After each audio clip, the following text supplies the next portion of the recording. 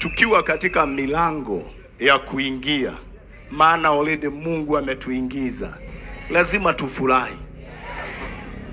Hii mambo yote tumetengeneza hapa sio ya kitu ingine. Kumwambia Bwana ni thank you Ngai, ni wega Ngai, asante Bwana, praise the name of the Lord. Labda kuna watu walitabiri hautamaliza mwaka, lakini mwaka ndio huu.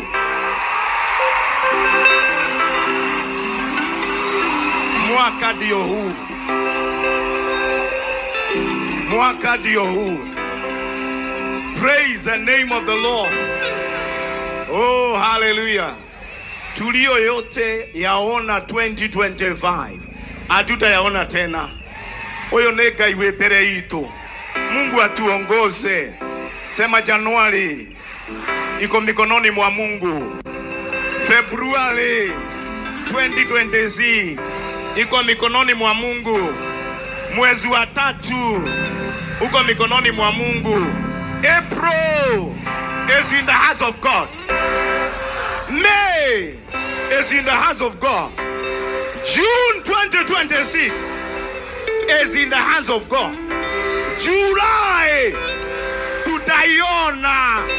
August tutabarikiwa. September iko mikononi mwa Mungu.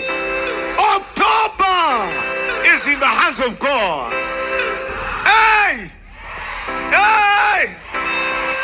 September is in the hands of God. September, abia mwenzako, September in the hands of God.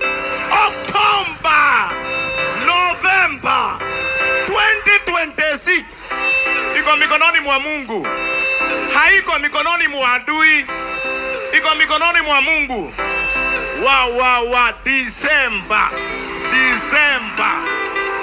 December